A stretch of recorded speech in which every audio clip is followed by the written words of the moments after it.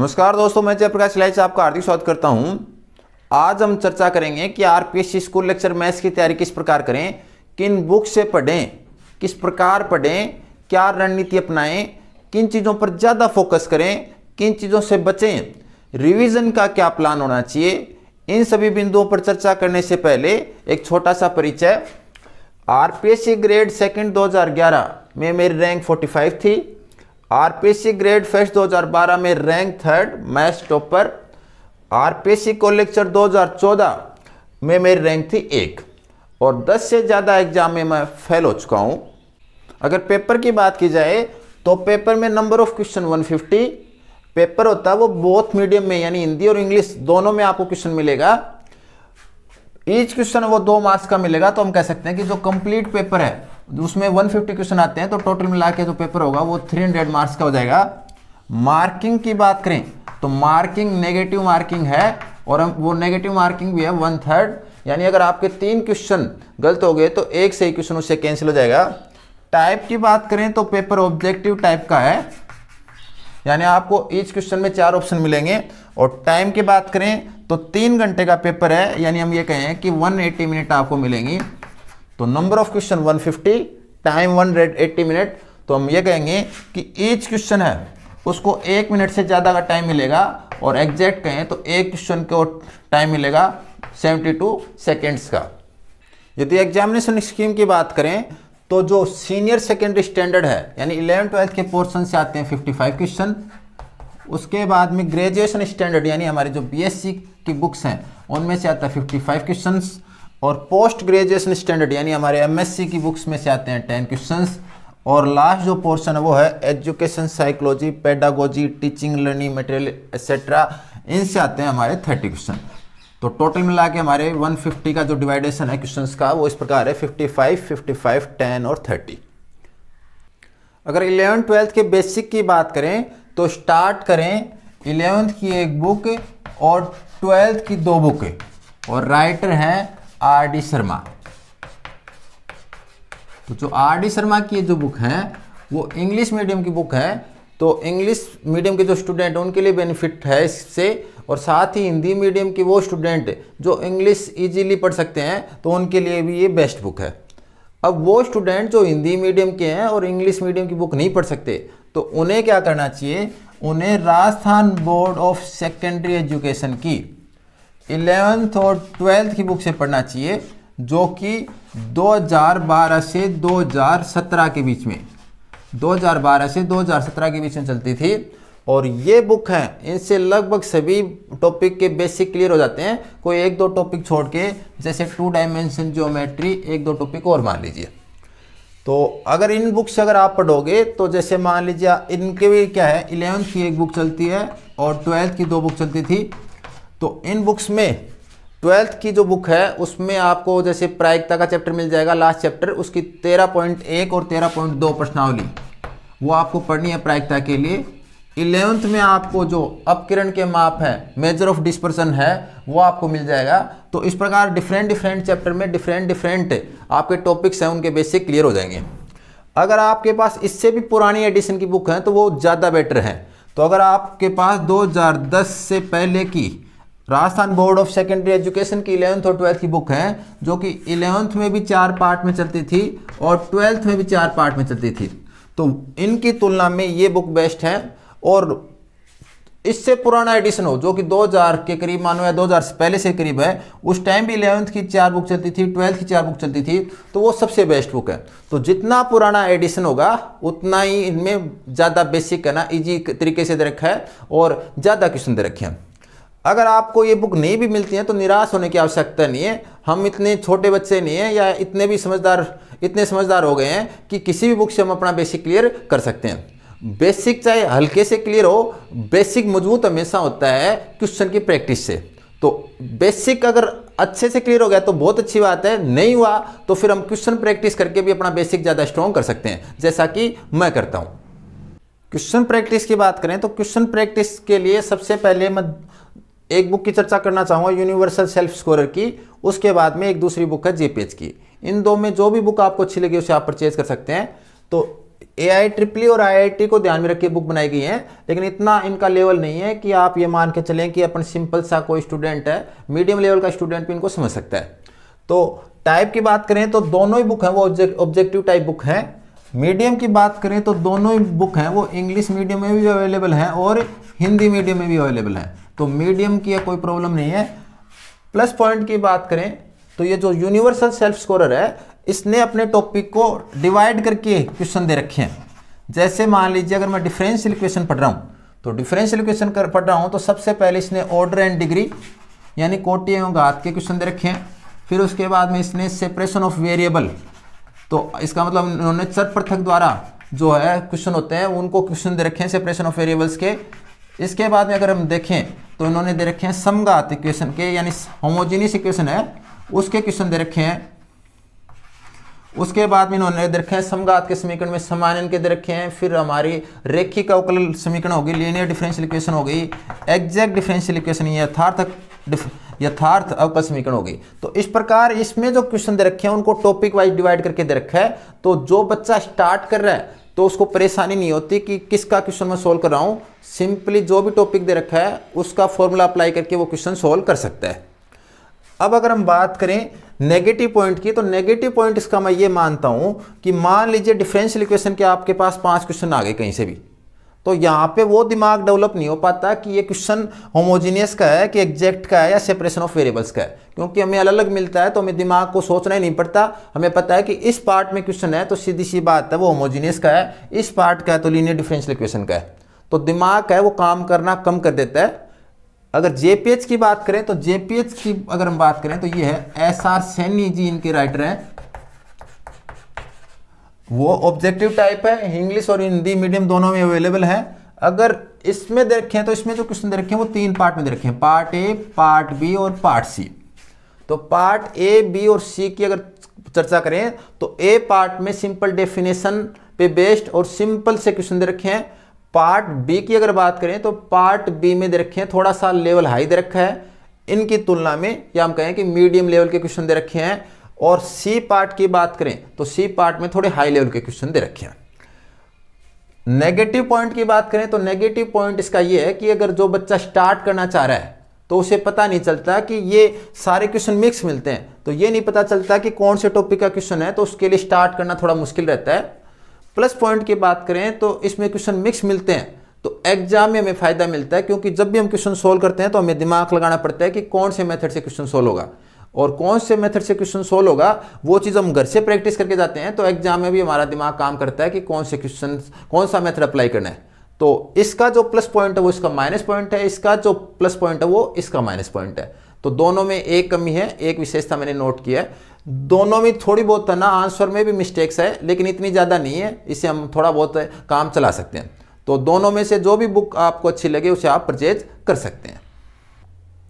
कैसे पढ़ें, किस प्रकार पढ़ें, तो सबसे पहले मैं ये कहूँगा इस प्रकार पढ़ें कि आपको लंबे समय तक याद रहे। लंबे समय तक कितने तक, जितना ज़्यादा पॉसिबल हो उसके। ऐसा न पढ़ें कि आज पढ़ा और 7 दिन बाद में आपको दोबारा पढ़ने की आवश्यकता हो। तो पढ़ने का तरीका थोड़ा सा सुधारें कि इस प्रकार याद होना चाहिए कि लाइफ टाइम उसकी वैलिडिटी हो। तो जैसे मैं पढ़ रहा हूँ वर्ग समावयव, तो सबसे पहले तो अगर आप कोई भी डेफिनेशन पढ़ रहे हैं या तो उसका आपको इंग्लिश में पता होना चाहिए कि उसको क्या बोलते हैं। तो आइडम्पोटेंट मैट्रिक्स इंग्लिश मीडियम के स्टूडेंट को हिंदी में पता होना चाहिए और हिंदी मीडियम के स्टूडेंट को इंग्लिश में पता होना चाहिए। इतनी एलर्जी नहीं रखनी है कि आप हिंदी पढ़ रहे हैं तो इंग्लिश के वर्ड की तरफ ध्यान ही न दें, या आप इंग्लिश वर्ड पढ़ रहे हैं तो हिंदी के वर्ड की तरफ ध्यान नहीं दें। कई बार एग्जाम में काफ़ी बेनिफिट मिलता है इस चीज़ का पढ़ने का। मैं ये नहीं करा बिल्कुल इंग्लिश आपको आनी चाहिए, आपको स्पेलिंग एज इट इज याद रहनी चाहिए। आपको थोड़ा सा पता होना चाहिए कि वर्ग समावयव हो तो आइडम्पोटेंट मैट्रिक्स बोलते हैं। अब आपको वो याद न रहे तो भी चलेगा। अब इसकी डेफिनेशन पढ़ते हैं। तो कैसे पढ़ेंगे, वर्ग प्लस सम, मैंने इसका संधि विच्छेद किया तो वर्ग प्लस सम, सम का मतलब होता है समान। तो वह मैट्रिक्स जिसका वर्ग करने पर, वह मैट्रिक्स जिसका वर्ग करने पर भी समान प्राप्त हो, कोई भी चेंज नहीं हो, तो ए का वर्ग किया तो ए ही प्राप्त होगी, तो इसको बोलेंगे वर्ग सम मैट्रिक्स। इंग्लिश की बात करें तो आइडम्पोटेंट मैट्रिक्स, तो आइडम्पोटेंट का मतलब आईडीई, आइडम्पोटेंट का मैंने आईडी लिखा, तो आइडेंटिकल आइडेंटिकल टू इटसेल्फ, खुद के एकदम जैसा। तो इसका मतलब आपको क्या करना है, ऐसी मैट्रिक्स लेनी है जिसको खुद से ऑपरेट करते हैं तो खुद के जैसा ही प्राप्त हो जाता है। तो सबसे पहले मैंने डेफिनेशन पढ़ी, डेफिनेशन पढ़ने के बाद में उस डेफिनेशन से रिलेटेड आपको एक दो एग्जांपल तो पक्का मालूम होना चाहिए। मान लीजिए जीरो को स्क्वायर मैट्रिक्स है, तो जीरो का स्क्वायर करेंगे तो जीरो, तो इसका मतलब जीरो कैसी मैट्रिक्स है, आइडेंपोटेंट मैट्रिक्स है। उसके बाद में मैंने इकाई मैट्रिक्स लिखी, तो आई स्क्वायर बराबर कितना प्राप्त हो गया, आई। तो अगर आई स्क्वायर किया तो कितना प्राप्त हो गया, आई प्राप्त हो गया, आई प्राप्त हो गया। तो इसका मतलब कैसी मैट्रिक्स है, ये भी वर्ग समाव्यूह है। किसी भी मैट्रिक्स का स्क्वायर करने पर अगर आई प्राप्त होता है तो कैसी मैट्रिक्स होती है, वर्ग समाव्यूह होती है। तो मैंने इसके दो एग्जाम्पल दे लिए, एक शून्य मैट्रिक्स का, एक इकाई मैट्रिक्स का। फिर एग्जाम्पल के बाद में मुझे क्या करना है, इसके बारे में कुछ और इसकी प्रॉपर्टीज पता होनी चाहिए। कुछ और प्रॉपर्टीज कैसे पता हो, जैसे मैंने ए क्यूब किया, तो ए क्यूब करने पर मैंने इसको लिखा ए स्क्वायर इंटू ए स्क्वायर की वैल्यू होती है ए, यहाँ से ए स्क्वायर की वैल्यू मैंने ए पुट कर दी, तो ए इंटू ए, दोबारा मल्टीप्लाई किया ए को ए से, तो ए स्क्वायर प्राप्त हो गया, और ए स्क्वायर की वैल्यू दोबारा पुट कर दी, तो ए स्क्वायर की वैल्यू ए। तो ए क्यूब करने पर मुझे क्या मिल गया, ए प्राप्त हो गया। तो इसका मतलब अगर कोई वर्ग समाव्यूह है तो उसका वर्ग करने पर तो ए प्राप्त होता ही होता है, क्यूब करने पर भी ए प्राप्त होता है। ठीक है, तो इसको अगर आप कोई अपनी तरफ से याद रखने के लिए अपनी तरफ से भी कोई नाम दे सकते हैं कि घनश्याम मैट्रिक्स, घनश्याम अवयव। घनश्याम अवयव मतलब घन करने पर समान रहे, ऐसी मैट्रिक्स को क्या कहते हैं, वर्ग समाव्यूह भी कहते हैं, घनश्याम मैट्रिक्स भी कहते हैं।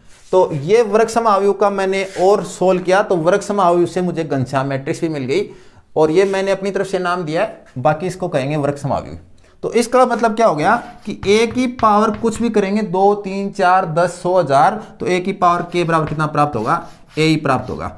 तो ए कैसी मैट्रिक्स हो गई, ए मैट्रिक्स हो गई वर्ग समाव्यूह। अब और देखें कि अब इसमें और क्या नोट कर सकते हैं। तो अगर मुझे कोई कहे कि आई माइनस ए कैसी मैट्रिक्स होगी, अगर ए वर्ग समाव्यूह है तो आई माइनस ए वर्ग समाव्यूह होगी या नहीं होगी, तो मैंने इसका स्क्वायर किया। स्क्वायर करने पर अगर यहाँ पे आइडेंटिटी मैट्रिक्स नहीं होती तो इनको सीधा स्क्वायर नहीं कर सकते थे, लेकिन ये आइडेंटिटी मैट्रिक्स है इसलिए मैं सीधा स्क्वायर कर सकता हूँ। तो मैंने सीधा स्क्वायर किया, आई स्क्वायर माइनस 2ia प्लस ए स्क्वायर। इसको और सोल्व किया तो आई का स्क्वायर आई से मल्टीप्लाई करेंगे ए को तो ए रह जाएगा, और ए का स्क्वायर अगर मैं इस समीकरण से लिखना चाहूँ तो मैं लिख सकता हूँ ए। तो ये आई माइनस का 2a प्लस का ए, तो इसका मतलब मुझे मिलेगा आई माइनस ए। तो आई माइनस ए का मैंने स्क्वायर किया तो मुझे क्या प्राप्त हुआ, आई माइनस ए ही प्राप्त हो गया। तो अगर ए वर्ग समाव्यूह है तो आई माइनस ए भी कैसी अवयव होगी, वर्ग समाव्यूह होगी। तो मैंने ये रिजल्ट और लिख लिया। अब अगर ये वर्ग समाव्यूह है तो ये वाला रिजल्ट भी ये फॉलो करेगी। तो अगर आई माइनस ए की पावर में के लूंगा तो भी मुझे कितना प्राप्त होगा, आई माइनस ए प्राप्त होगा। तो मैंने इसको और स्थायी किया। अब मैं देखूंगा कि अगर ये आई माइनस ए है, ये तो वर्ग समाव्यूह है, क्या ए माइनस आई भी वर्ग समाव्यूह है।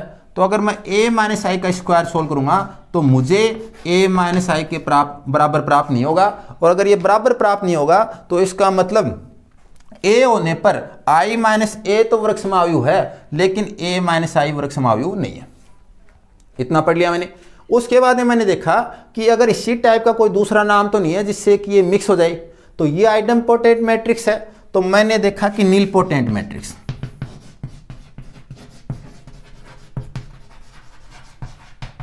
शून्यभावी मैट्रिक्स। तो शून्यभावी मैट्रिक्स किसे कहेंगे वो देखिए। तो वह मैट्रिक्स जिसकी कोई पावर ऐसी मिल जाए कि इसकी कोई पावर के बोल दिया, कुछ भी बोल दिया, उसकी पावर के करने पर कैसी मैट्रिक्स प्राप्त हो जाए, जीरो मैट्रिक्स प्राप्त हो जाए। वो खुद जीरो मैट्रिक्स होना जरूरी नहीं है, लेकिन उसको खुद से बार बार ऑपरेट करने पर एक टाइम ऐसा है कि कैसी मैट्रिक्स प्राप्त हो जाए, शून्य मैट्रिक्स प्राप्त हो जाए। तो ऐसे मैट्रिक्स को बोलते हैं नीलपोटेंट मैट्रिक्स। तो ये पोटेंट इसमें भी है, इसमें भी है, लेकिन यहाँ पे आइडेंपोटेंट है, यहाँ पे नीलपोटेंट है। नील का मतलब शून्य, तो हमें शून्य प्राप्त हो गया। तो ये मैट्रिक्स भी आपको पता होना चाहिए, और साथ में आपको क्लियर होना चाहिए कि आइडेंपोटेंट मैट्रिक्स और नीलपोटेंट मैट्रिक्स में दिन रात का अंतर है। अब मैं इसको और स्टेबल करना चाहता हूं, और स्टेबल करने के लिए मैं क्या करना चाह रहा हूं, मैंने इसको ये इक्वेशन मुझे मिली ए स्क्वायर बराबर ए। तो मैं ये एक ऐसी इक्वेशन के रूप में लिखना चाह रहा हूं कि ताकि मुझे ये याद रहे कि अगर ए आइडम्पोटेंट मैट्रिक्स है तो आई माइनस ए भी आइडम्पोटेंट मैट्रिक्स होगी। तो इसके लिए मैंने एक नाम चुना अनीता। तो ये कोई मैंने अनीता नाम लिखा। अनीता में से अगर मैं ये टी को तोड़ के ऊपर वाला हिस्सा रख लूँ ऊपर, ये और ये वाला हिस्सा एन के लगा दूँ, तो मुझे मिलेगा ए एम आई, टी वाला नीचे वाला हिस्सा हटा लिया, सिर्फ माइनस बचा, ए बराबर 0। यानी अगर ए को आई माइनस ए से मल्टीप्लाई कर दें, यानी A into I minus A equal to 0, तो ये इक्वेशन और ये इक्वेशन भी क्या होती है, इक्वल होती हैं। अगर आपको विश्वास नहीं होता तो आप इसको देखो, ये मैंने लिखा ए बराबर ए स्क्वायर। ए स्क्वायर को अगर मैं लेफ्ट साइड में लिखूँगा तो ए माइनस ए स्क्वायर बराबर 0, और अगर मैं इससे ए कॉमन ले लूँ तो मुझे मिलेगा ए आई माइनस ए इंटू 0। तो इसका मतलब इस इक्वेशन को मैं ऐसे भी लिख सकता हूँ A into I minus A equal to 0। तो इस प्रकार मैंने इसको और स्टेबल करने की कोशिश की। अब अगर मैं इस पर कुछ क्वेश्चन सोल्व करूँ और इसको कुछ और स्ट्रॉन्ग करना चाहूँ तो वो कैसे करेंगे देखते हैं। अब इस पे रिलेटेड कोई क्वेश्चन आ गया, मान लीजिए क्वेश्चन है कि ए कोई वर्ग समायु है, यानी ए आइडम्पोटेंट मैट्रिक्स है, और ए प्लस आई माइनस ए की क्यूब की वैल्यू पूछिए कि क्या होगी। तो अगर आपने इसको ढंग से पढ़ा है तो क्वेश्चन है कैसे सोल्व करेंगे, ए प्लस आई माइनस ए की क्यूब, तो आई माइनस ए की पावर के बराबर आई माइनस ए ही होता है। तो अगर ये रिजल्ट आपके दिमाग में तो आप डायरेक्ट लिखेंगे आई minus A plus A minus A cancel, और इसका आंसर हो जाएगा आई। तो यानी आप ना मिनिमम टाइम में इस क्वेश्चन को अटेम्प्ट कर सकते हैं। तो बेसिक क्लियर करके रखिए, ये नहीं कि अगर ये क्वेश्चन आ रहा है तो हम क्यूब का फॉर्मूला लगा रहे हैं कि ए माइनस बी की होल क्यूब का फॉर्मूला क्या होगा। फिर दूसरा हमें पता होना चाहिए कि यहाँ पे आई है तो क्यूब का फॉर्मूला लगा सकते हैं, और अगर यहाँ पे कोई दूसरी मैट्रिक्स होती तो फिर वो ए माइनस बी की क्यूब का फॉर्मूला नहीं लगा सकते थे। तो कई चीज़ें हैं, और अगर मेथड से लॉन्ग मेथड से ट्राई करेंगे तो ये क्वेश्चन ना आपका 30 सेकंड भी ले सकता है, 1 मिनट भी ले सकता है। तो क्वेश्चन को हमेशा शॉर्ट मेथड से ट्राई करें। कुछ और प्रॉपर्टीज भी हैं, जैसे जैसे क्वेश्चन हम सोल्व करेंगे तो उसमें के बारे में पता चलता जाएगा। फिर इसी मैट्रिक्स के बारे में जब हम डिटरमिनेंट पढ़ेंगे तो हम देखेंगे कि अगर वर्ग समायु है तो ए स्क्वायर बराबर होता है ए। अगर दोनों तरफ अगर सारणिक लें तो मापांक दोनों तरफ यानी सारणिक लें, डिटरमिनेंट लें, तो डिटरमिनेंट लेंगे तो इसकी वैल्यू ये रहेगी। इसको सोल्व किया तो डिटरमिनेंट ऑफ ए का square equals to determinant of A. Left hand side में लेंगे तो डिटरमिनेंट ऑफ ए का square minus determinant of A equals to 0, और डिटरमिनेंट ऑफ ए अगर कॉमन लेंगे तो यहाँ पे मिलेगा determinant of A minus 1 equals to 0। तो अगर कोई दो राशि मल्टीप्लाई में 0 है तो या तो पहली राशि 0 के बराबर होगी या दूसरी राशि 0 के बराबर होगी, और अगर ये 0 के बराबर होगी तो इससे मुझे मिलेगा 1। यानी ए का सारणिक या तो 0 के बराबर होगा या ए का सारणिक 1 के बराबर होगा। तो कोई भी अगर वर्ग समायु है यानी आइडम्पोटेंट मैट्रिक्स है तो उसका डिटरमिनेंट गारंटीड है, या तो 0 होगा या 1 होगा। तो इससे मैं क्या कह सकता हूं, इससे मैं ये कह सकता हूं अगर किसी भी कोई भी मैट्रिक्स याद रखिए और उसका डिटरमिनेंट नहीं तो 0 के बराबर है और न ही 1 के बराबर है, तो वो गारंटीड है कि वो आइडम्पोटेंट मैट्रिक्स नहीं हो सकती, वर्ग समायु नहीं हो सकती। तो इसका मतलब वो क्या है, क्या नहीं है, वो वर्ग समायु नहीं है। तो इस प्रकार बेसिक से स्टार्ट करना है। जैसे जैसे इस टॉपिक पे हम क्वेश्चन सोल्व करते जाएंगे ये हमारा और स्ट्रांग होना चाहिए, और एक टाइम ऐसा आ जाना चाहिए कि कोई कहे कि मैट्रिक्स का रिवीजन करना है या नहीं करना, तो हम कहें कि नहीं करेंगे तो भी काम चलेगा। तो यानी अपने को किसी टॉपिक को स्ट्रॉन्ग करना है तो इतना स्ट्रॉन्ग करना है कि उसका रिवीजन भी ना करें तो भी काम चल जाए, और उसकी डेफिनेशंस वगैरह इस टाइप से दिमाग में सेट हो कि वो इजीली हमारे दिमाग से नहीं हिसके। इजीली का मतलब ऐसे नहीं कि आज पढ़ा और 5 दिन बाद में हमें याद नहीं है, 1 साल निकल जाए तो भी अगर हम उसका दोबारा रिवीजन करें तो पहली बार अगर हमें वो चैप्टर पढ़ने में मान लीजिए 2 महीने का टाइम लगा है तो दूसरी बार वही चैप्टर पढ़ने में हमारा टाइम क्या होना चाहिए, 1 वीक से भी कम होना चाहिए। और तीसरी बार उसे पढ़ें तो 1 दिन से कम समय में उसका रिवीजन हो जाए, और चौथी बार पढ़ें तो 1 घंटे से कम समय में। तो इस प्रकार आपको क्या होना चाहिए, जैसे जैसे उसको हम बार बार रिवाइज करेंगे वैसे वैसे हमारा रिवीजन का टाइम क्या होना चाहिए, कम होना चाहिए, और हमारा क्वेश्चन सॉल्यूशन करने की स्पीड है ना वो बढ़नी चाहिए। क्वेश्चन सॉल्यूशन करने की स्पीड मतलब अगर यही क्वेश्चन हम सबसे पहली बार सोल्व कर रहे होते और इसके बारे में कुछ भी नहीं जानते तो इसको मेथड से सोल्व करते, कैसे भी करते, तो अगर पहली बार मैंने इस क्वेश्चन को 2 मिनट में सोल्व किया है तो अगली बार मैं इसको सोल्व करूंगा तो हो सकता है कि वो टाइम है ना 2 मिनट से कम होना चाहिए, वो 1 मिनट भी हो सकता है, 1.5 मिनट भी हो सकता है, 45 सेकंड भी हो सकता है। लेकिन जब मैं इस पे पूरा होमवर्क कर लूंगा तो यही क्वेश्चन मेरा क्या होना चाहिए, विदाउट पेन कॉपी माइंड में सोल्व होना चाहिए। ये क्वेश्चन है तो डायरेक्ट दिमाग में आना चाहिए, इसका आंसर आई होगा, यानी माइक्रो सेकंड में क्वेश्चन क्या हो जाना चाहिए, सोल्व हो जाना चाहिए। आइए सारणी के क्वेश्चन से टाइम मैनेजमेंट को और समझते हैं। हमें इस सारणी का मान ज्ञात करना है और इससे रिलेटेड कुछ ऑब्जर्वेशन करने हैं। तो सबसे पहले मैंने जो मोस्टली स्टूडेंट को देखा है तो सभी क्या करते हैं, फर्स्ट रो से यानी प्रथम पंक्ति से प्रसार करते हैं और इस प्रकार इसको लिखते हैं। कुछ एक आधा स्टूडेंट ही ऐसा होता होगा जो कि तीनों प्लस साइन लेके सोल्व करता होगा, यानी ए बी प्लस का, बी बी प्लस का और सी बी प्लस का। अगर आप हमेशा यही मेथड काम में लेते हैं तो मैं ये कहूँगा कि आप सेफ जोन में रहना पसंद करते हैं और सेफ जोन से निकलने की कोशिश कीजिए। जो व्यक्ति घर पे कुछ नया ट्राई करेगा वो एग्जाम में भी नया ट्राई कर सकता है और उसको क्या होगा, बार बार ट्राई करेगा तो ऐसा नहीं लगेगा कि ये मेथड ही अच्छा है, दूसरे मेथड भी कई बार अच्छे होते हैं। तो मैं 3-4 मेथड से एक्सपेंड करता हूँ सारणी को और उसका मुझे फ़ायदा भी मैंने देखा है कि उसका मुझे फ़ायदा मिलता है। तो अगर मान लीजिए इसका प्रसार करना हो तो कैसे करें, तो सबसे पहले मुख्य विकर्ण के अवयवों को मल्टीप्लाई किया तो ए को सी से और बी से मल्टीप्लाई किया तो मिलेगा ए सी बी, जिसे मैं लिख सकता हूँ ए बी सी।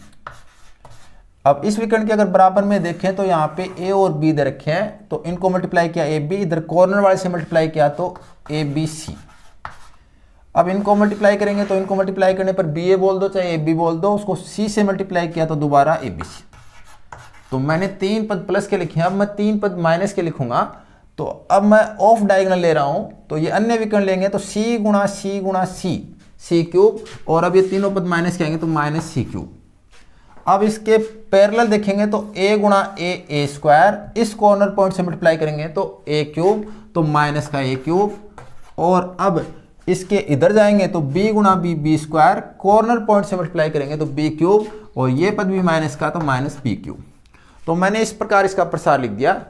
अगर मैं इसको और थोड़ा सरल करके लिखूं तो मैं लिख सकता हूं 3abc minus a cube minus b cube minus c cube, और अगर माइनस को मैं लेके लिख दूं तो minus a cube plus b cube plus c cube minus 3abc। तो सबसे पहले तो मैंने क्या किया, प्रसार करने का एक दूसरा तरीका देखा कि प्रसार दूसरे तरीके से भी किया जा सकता है, यानी मैंने सेफ जोन से निकलने की कोशिश की। दूसरा मैंने क्या किया, उसको थोड़ा सरल करके लिखा। तीसरा, अब अगर मैं इसको टुकड़े करके लिखना चाहूँ तो 2 तरीके हैं, या तो मुझे इसके फैक्टर याद होंगे यानी इसके गुणनखंड याद होने चाहिए। तो अगर मुझे इसके गुणनखंड याद हैं तो मैं लिख दूंगा minus A plus B plus C गुणा A square plus B square plus C square minus A B minus B C minus C. और या हो सकता है कि मुझे इसके फैक्टर याद नहीं हो तो मैं फिर इसके फैक्टर नहीं लिख पाऊंगा। अगर मुझे इसके फैक्टर याद है तो फिर मैं एक स्टेप और भी लिख सकता हूं। अगर मैंने होमवर्क किया है तो minus 1/2 A plus B plus C, और इसको मैंने स्क्वायर की फॉर्म में लिखा ए माइनस बी का whole square plus B minus C का whole square plus C minus A का होल स्क्वायर। तो ये सब होमवर्क किया है तो आप इजीली डायरेक्ट लिख पाओगे। होमवर्क नहीं किया हुआ है तो हो सकता है कि आप कुछ स्टेप भूल जाओ या कोई स्टेप आपको बार बार पढ़नी पड़े। तो मैं ये चाहता हूँ कि एक बार अगर किसी क्वेश्चन को सोल्व कर लिया तो दोबारा उसको उतना टाइम न देना पड़े। एक बार 5 मिनट दे दो, 10 मिनट दे दो, तो लेकिन अगली बार तो 1 मिनट के करीब में वो सोल्व हो जाना चाहिए। तो इतना अगर मैंने सोल्व कर लिया तो अब मुझे क्या क्या चीज़ें नोटिस करनी चाहिए। एक चीज़ तो अगर मैं इसके फैक्टर भूल जाऊँ तो फैक्टर क्या होंगे, वो चीज़ तो फैक्टर क्या होंगे। तो एक तरीका तो है कि मैं इंटेलिजेंट बच्चा हूँ और मुझे फैक्टर याद है, मैंने डायरेक्ट फैक्टर लिखे। दूसरा, मैं इंटेलिजेंट बच्चा नहीं हूँ और मुझे फैक्टर याद नहीं है, तो मैं क्या तरीका अपनाऊंगा। तो मैं देखूंगा कि अगर मैं इसके रो के अवयवों का सम करूँ, इसके पंक्तियों के अवयवों का योग करूँ तो a प्लस बी प्लस सी। अगर सेकंड पंक्ति है जो सेकंड रो है उसके अवयवों को जोड़ूंगा तो भी a plus B plus C, और थर्ड को ऐड करता हूँ तो भी a प्लस बी प्लस सी। तो यानी अगर मैं इनको जोड़ता हूं तो प्रत्येक पंक्ति के अवयवों का योग प्राप्त होता है a plus B plus C. और मैं सारणी की प्रॉपर्टी लगा के और उसको बाद में कॉमन लेके लिखूंगा तो मुझे एक तो मिलेगा a प्लस बी प्लस सी। तो यानी हम प्रसार कर रहे हैं तो भी हमारे दिमाग में कुछ प्रॉपर्टी होनी चाहिए, उनके हेल्प से भी हम फैक्टर लिख सकते हैं। तो एक फैक्टर मैंने लिख दिया। अब और आगे क्या होगा, मुझे पता है अगर a क्यूब लाना है तो a को किससे मल्टीप्लाई करना पड़ेगा, a स्क्वायर से मल्टीप्लाई करना पड़ेगा। b क्यूब लाना है तो b को किससे मल्टीप्लाई करना पड़ेगा, b स्क्वायर से मल्टीप्लाई करना पड़ेगा। और c क्यूब लाना है तो c को किससे मल्टीप्लाई करना पड़ेगा, c स्क्वायर से मल्टीप्लाई करना पड़ेगा। अगर ये सभी 3 घात के पद हैं, ये 3 घात का पद है, ये 3 घात का पद है, ये 3 घात का पद है और इनकी घातों का योग करें भी 3 है, तो अगर ये सभी 1 घात के पद होंगे तो ये सभी कितने घात के पद होंगे? 2 घात के पद होंगे। तो इसकी घात 2, इसकी घात 2, इसकी घात 2, प्रत्येक पद है उसमें क्या होगी? घात 2 मिलेगी। अब देखना कि ये है कि यहाँ पे सभी साइन प्लस के होंगे या सभी माइनस के होंगे या 2 आएगा मल्टीप्लाई में या नहीं आएगा। तो अगर अभी तो मैंने लिखा है तो मुझे याद है कि ऐसा होगा, लेकिन क्या ये चीज़ मुझे 6 दिन 7 दिन बाद में भी याद है? क्या ये चीज़ मुझे 1 महीने बाद में भी याद रहेगी? क्या ये चीज़ मुझे एग्जाम तक याद रहेगी? तो उसके लिए मुझे और होमवर्क करना पड़ेगा। तो उसके लिए मुझे क्या करना पड़ेगा? मान लीजिए कि ये सारे साइन प्लस के हैं। अगर ये सभी साइन प्लस के हैं और इसको अगर मैं छोड़ दूं साइन को एक बार, तो प्लस के सभी साइन अगर प्लस के सभी साइन से मल्टीप्लाई करेंगे तो सभी पद प्लस के आएंगे, और अगर सभी पद प्लस के आएंगे तो इस फैक्टर में माइनस नहीं आ सकता।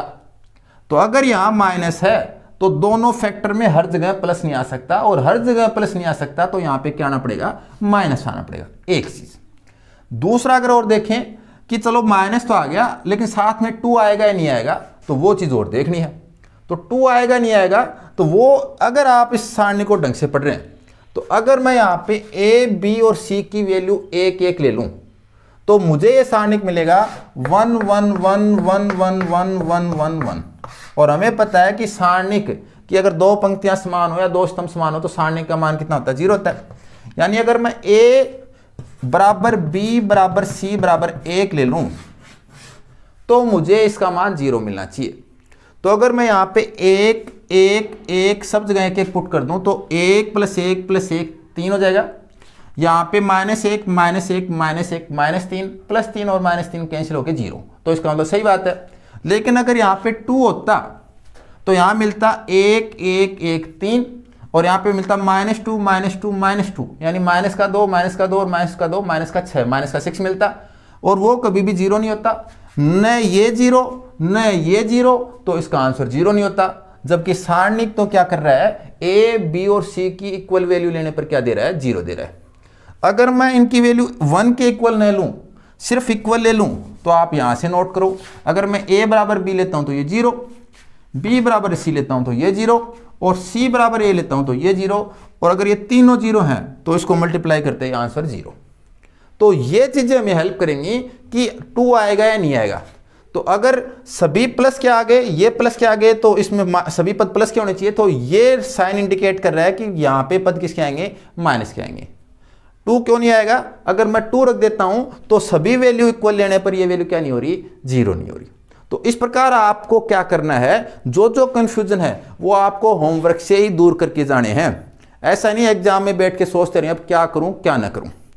इस पद को इसमें बदलना आना चाहिए। कैसे बदलेंगे? 2 से सबको गुणा कर देंगे, 2 का भाग दे देंगे। गुणा करने के बाद में पेयरिंग सेट करेंगे और पेयरिंग सेट करके इसको सोल्व करेंगे। सोल्व करने पर ये इसमें कन्वर्ट हो जाएगा। तो ये कभी मैं जब प्रॉब्लम सोल्व करवाऊंगा, प्रीवियस ईयर पेपर के सॉल्यूशन स्टार्ट करूंगा, तब आपको प्रत्येक क्वेश्चन को डिटेल में सोल्व करके बताऊंगा। तो यहाँ पे आपने ये चीज ऑब्जर्वेशन कर ली। तो इस प्रकार बार बार ऑब्जर्वेशन करने पर हमें पता चलेगा कि क्वेश्चन क्या कहना चाह रहा है और उसका आंसर क्या आ सकता है। अब देखो, ये वैल्यू और ये वैल्यू और ये वैल्यू तीनों 0 होंगी तभी इस वैल्यू का मान 0 हो सकता है, और ये तीनों वैल्यू 0 होंगी तब होंगी जब a बराबर b बराबर c होगा। तो आप कई बार देखोगे क्वेश्चन में मिलेगा a ≠ b ≠ c। तो इसका मतलब वो क्या कहना चाह रहा है? वो कहना चाह रहा है कि इसकी वैल्यू 0 नहीं है, और अगर इसकी वैल्यू 0 नहीं है तो इसका मतलब अगर ये स्क्वायर के पद हैं, सभी प्रत्येक पद का वर्ग है, तो इसका मतलब कभी भी ऋणात्मक तो हो नहीं सकता। तो या तो 0 होगा या धनात्मक होगा। 0 हो नहीं पा रहा इसके कारण, तो ये पद हमेशा कैसा रहेगा? धनात्मक रहेगा। अब अगर यहाँ पे ऋणात्मक साइन है और ये वैल्यू कैसी है उस पर डिपेंड करेगा कि सारणी का मान धनात्मक होगा या ऋणात्मक होगा।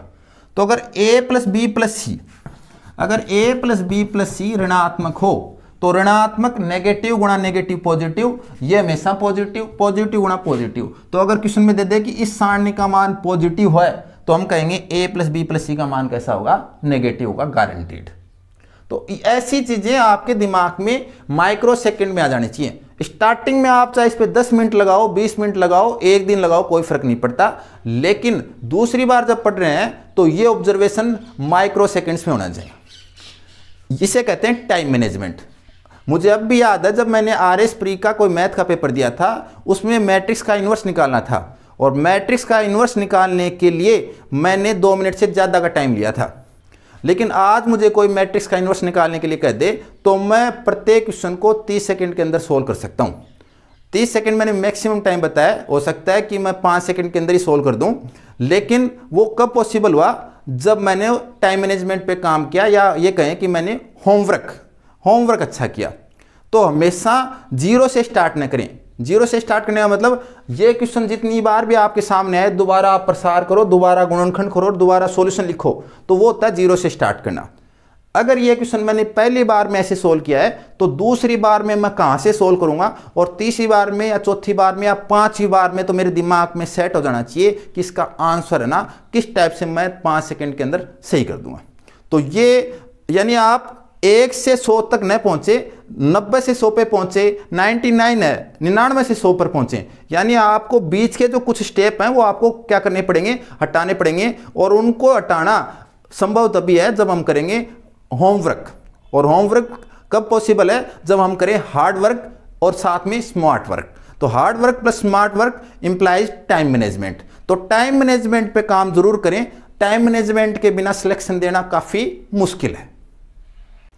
ग्रेजुएशन स्टैंडर्ड की तैयारी कैसे करें? तो सबसे पहले मैं कहूँगा एक बुक है थ्योरी ऑफ इक्वेशंस, जो कि मैट्रिसेस बुक का पार्ट है।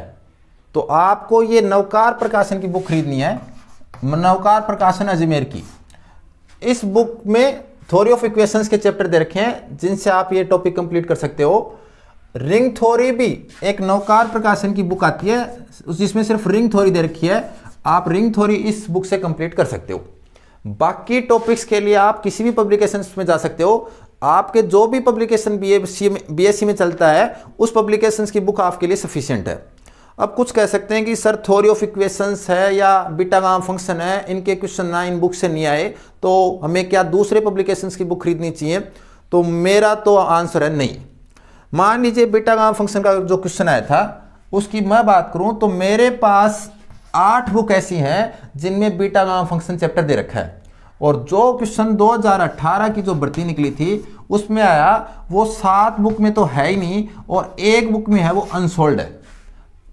अब इस क्वेश्चन के लिए मैं कौन सी 9वीं बुक पे जाऊंगा क्या? बिल्कुल भी नहीं। अगर 8 बुक्स में नहीं आया तो हो सकता है वो 80 बुक में भी ना आए। और क्या हम इतना सारा सिलेबस कवर कर सकते हैं? बिल्कुल नहीं।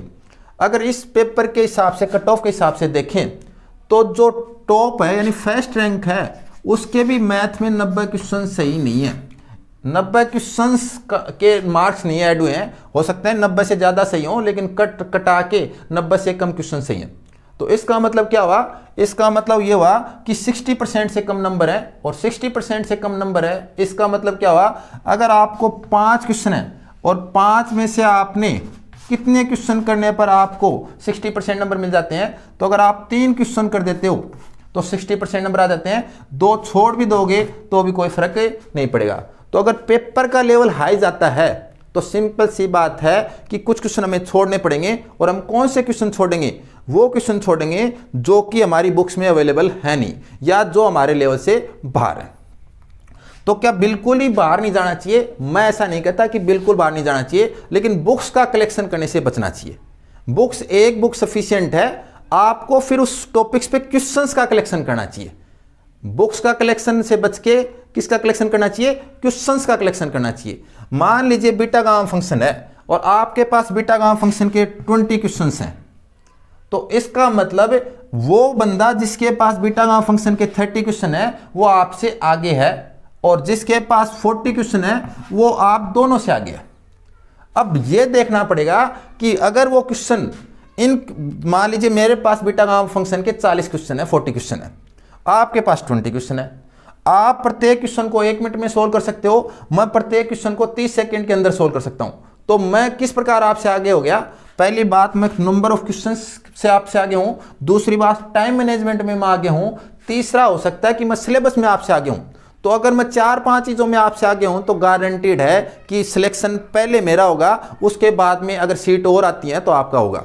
तो आपको इस कैटेगरी में आना है कि अपने साथियों से नंबर ऑफ क्वेश्चंस ज़्यादा हो, सिलेबस का जो परसेंटेज है वो ज़्यादा होना चाहिए, और टाइम मैनेजमेंट आपका क्या होना चाहिए, शानदार होना चाहिए।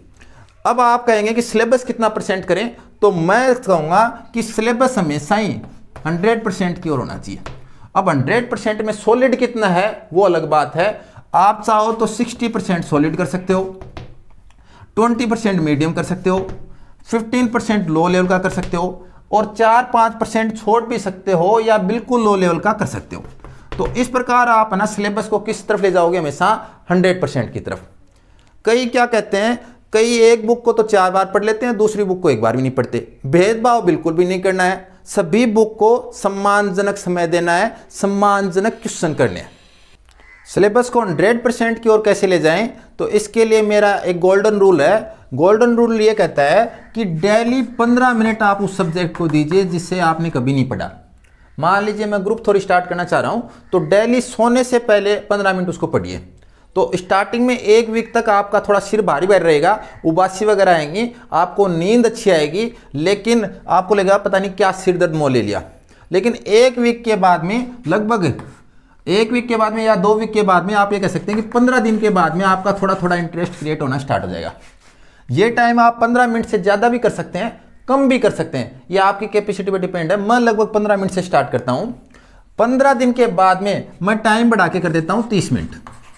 तो 30 मिनट में क्या करता हूं मैं, लगभग 15 मिनट रिवीजन और लगभग 15 मिनट नया पोर्शन पढ़ना है। तो इस प्रकार ये स्मॉल टाइम मैनेजमेंट है, ये मेरा सिलेबस कवर करने में काफ़ी मदद करता है। मैं एक साथ 2 या 3 बुक ऐसी स्टार्ट करता हूं जिनको डेली 15-15 मिनट पढ़ता हूं। तो 15-15 मिनट पढ़ के मैं कुछ सिलेबस नया कवर करने की कोशिश करता हूं, जिसका लेवल या तो लो होता है या मीडियम होता है।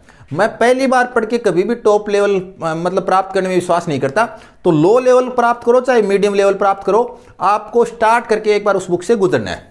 उसका फायदा ये होता है कि आप जब दूसरी बार उसको पढ़ रहे होते हैं तो एक नया ही कॉन्फिडेंस आपके साथ होता है। दूसरा, आपको ये लगता है कि अब मेरा सिलेबस भी इतना % बढ़ गया, तो आपका एग्जाम में कॉन्फिडेंस रहता है। तीसरा, कई बार किसी टॉपिक में से इजी क्वेश्चन आ जाए तो आपका इजी क्वेश्चन छूटने का चांस नहीं रहता, और अगर आपने इजी क्वेश्चन नहीं छोड़े, हार्ड क्वेश्चन छूट जाए, उससे कभी भी सिलेक्शन प्रभावित नहीं होता। लेकिन अगर इजी क्वेश्चन छूट जाए तो उससे क्या होता है कि सिलेक्शन ना होने के चांस बढ़ जाते हैं। तो हमारा सिलेक्शन हो 100% हो, इसके लिए हमारा लो लेवल तो हर टॉपिक का होना ही चाहिए। तो ये मेरा स्मॉल टाइम मैनेजमेंट रूल है। पोस्ट ग्रेजुएशन स्टैंडर्ड के सिलेबस को कैसे कवर किया जाए, यानी हमारे जो पीजी यानी एमएससी की जो बुक्स में है वो सिलेबस है, या बीएससी कुछ बुक्स भी उसमें शामिल हैं, उसको कैसे कवर किया जाए। तो उसके लिए मैं इतना ही कहूँगा कि मेरा प्रयास ये रहेगा कि जितना भी आपका पीजी का जो सिलेबस है उसका अधिकतम सिलेबस मैं कवर करने की कोशिश करूँगा यूट्यूब चैनल पे।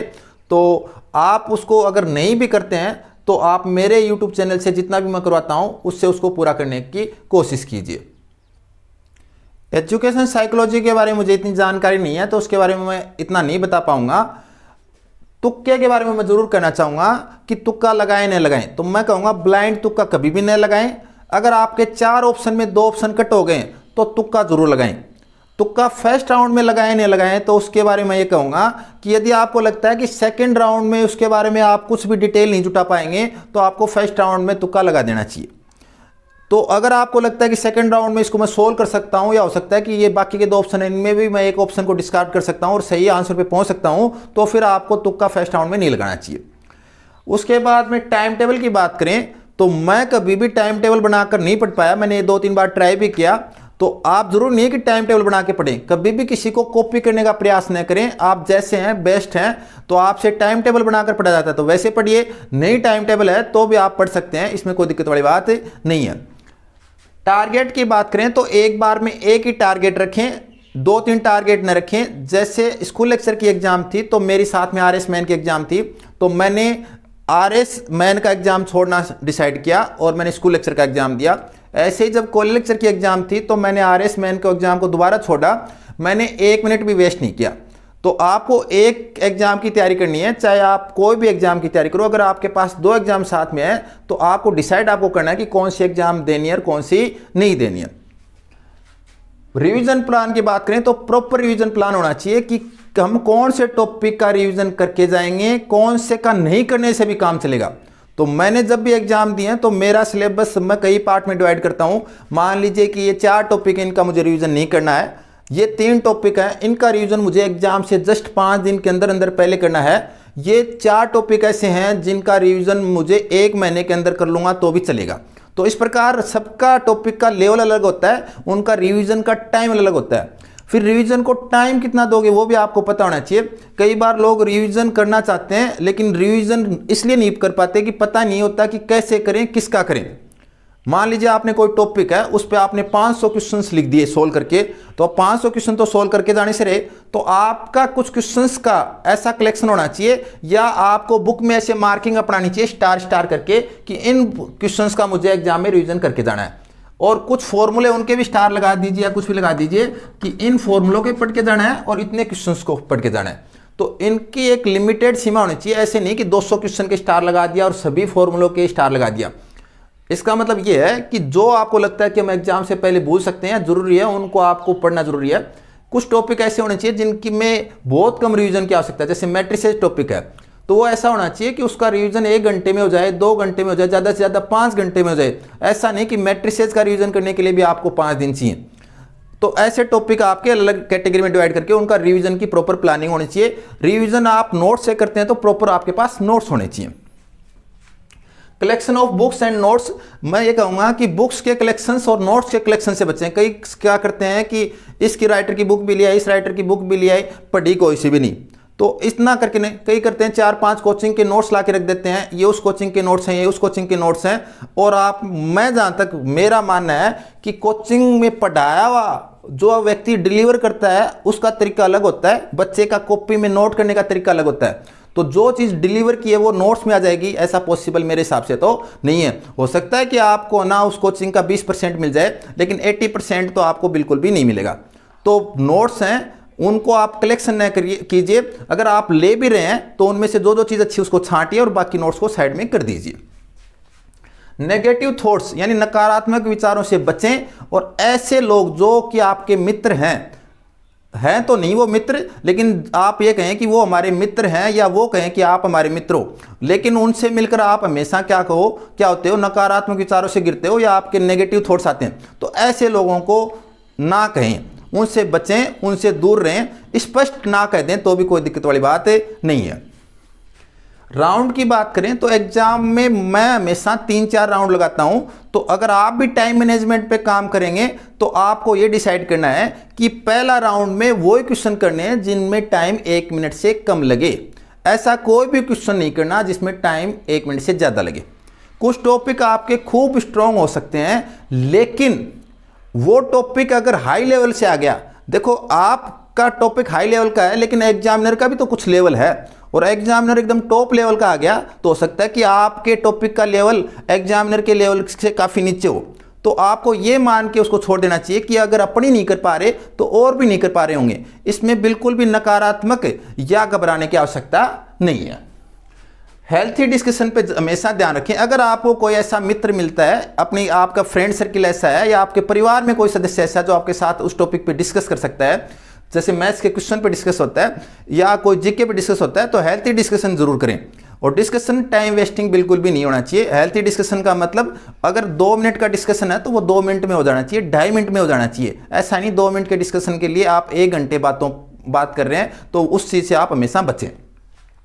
स्मॉल टाइम मैनेजमेंट, नया सिलेबस बढ़ाने के लिए मैं इसको गोल्डन रूल मानता हूं। चाहे स्मॉल टाइम में डिवाइड करके आपको नए सिलेबस, जो आपका सिलेबस कवर नहीं है उसको आपको कवर करने पर ध्यान देना चाहिए। 100% सिलेबस 100% की ओर जाना चाहिए। प्रयास ये रहे, कभी भी ये ना सोचें कि इस टॉपिक को तो पढ़ना ही है। नहीं पढ़ने से अच्छा है कि उसको 0 लेवल का पढ़ लो, 10% लेवल का पढ़ लो, आपको मोटा मोटी पढ़ के चल जाओ, लेकिन आप उसको एक बार टाइम तो दो। अगर एक टॉपिक के आप 500 क्वेश्चन सोल्व कर रहे हो, दूसरे टॉपिक के आप 50 क्वेश्चन सोल्व नहीं कर रहे हो, ऐसा भेदभाव करोगे तो वो टॉपिक आपका कैसे स्ट्रांग हो सकता है। तो आप एक बार उसको थोड़ा थोड़ा टाइम करके दीजिए। मान लीजिए आप प्रोबेबिलिटी नहीं समझ में आ रही तो डेली का एक क्वेश्चन प्रोबेबिलिटी का सोल्व कीजिए। डेली का एक क्वेश्चन, चाहे आपको समझ में आए चाहे ना आए, और आप बना उसको 6 महीने तक सोल्व कीजिए। अगर आपको लगे कि आपकी प्रोबेबिलिटी स्ट्रांग नहीं हुई तो मुझे कह देना। तो ऐसे टॉपिक भी मजबूत होते हैं लेकिन उनको क्या देना पड़ता है, टाइम देना पड़ता है। इनके अलावा भी आपके दिमाग में कोई क्वेश्चन है तो आप मुझे सूर्यास्त के पश्चात इन नंबर पे कॉल कर सकते हैं, व्हाट्सअप छोड़ सकते हैं। अगर आपका कोई छोटा क्वेश्चन है तो मैं आपका रिप्लाई वैसे भी दे दूंगा, व्हाट्सएप पे दे दूंगा, लेकिन अगर बड़ा क्वेश्चन है तो मैं आपको कॉल बैक करके रिप्लाई दूंगा। मेरे को लिखने में काफ़ी दिक्कत महसूस होती है, तो अगर आप कोई भी क्वेश्चन रखेंगे, छोटा हो चाहे बड़ा हो, आप उसको बिल्कुल भी अपने मन के अंदर न रखें। जो भी झिझक है वो मुझे बताएं। अगर उसका कुछ समस्या का समाधान हुआ तो मैं उसको प्रयास करूंगा कि उस समस्या का समाधान कर सकें।